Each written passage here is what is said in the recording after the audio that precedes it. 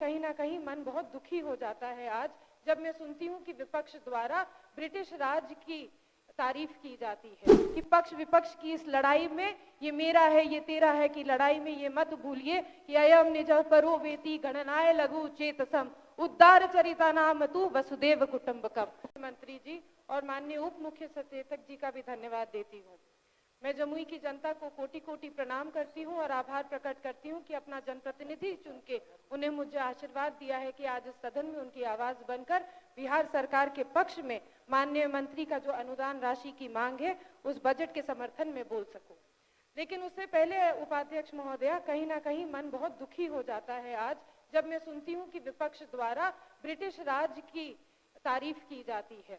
मुझे याद है जब हम लोगों ने हिस्ट्री पढ़ा था, उसमें हमें पढ़ाया गया था कि महात्मा गांधी ने अपने गुरु गोखले से महाराष्ट्र में आशीर्वाद लेकर वो आए थे और बिहार की ऊर्जावान धरती यानी कि चंपारण की धरती से ये ब्रिटिश राज से लड़ाई शुरू की थी। और आज उसी बिहार की धरती पे उसी लोकतंत्र के मंदिर में उपस्थित विपक्ष के साथी ब्रिटिश राज की तारीफ करते हैं, ये कहीं से भी सराहनीय नहीं है। मैं आपसे आग्रह करती हूँ कि मैं आप लोगों से और सभी लोगों से ये आग्रह करती हूँ कि पक्ष विपक्ष की इस लड़ाई में ये मेरा है ये तेरा है की लड़ाई में ये मत भूलिए कि अयम निज परो वेति गणनाय लघु चेतसम उद्धार चरिता नाम तू वसुदेव कुटुंबकम। साथियों, हम सभी एक वृक्ष एक परिवार के लोग हैं और हम सभी का सपना वही स्वर्णिम सपना है जो कि विकसित भारत और विकसित बिहार का सपना है।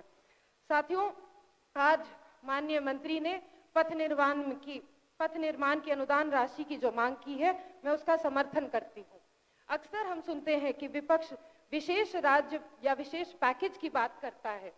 हम सब आदरणीय प्रधानमंत्री जी के केंद्र सरकार के बजट के प्रत्यक्ष तौर पर बिहार में मिले 59,000 करोड़ का प्रावधान किया गया है, लेकिन विभिन्न योजनाओं के मद को यदि हम सब जोड़े तो आवंटित राशि राज्य के लिए 1 लाख करोड़ से भी ज्यादा की है।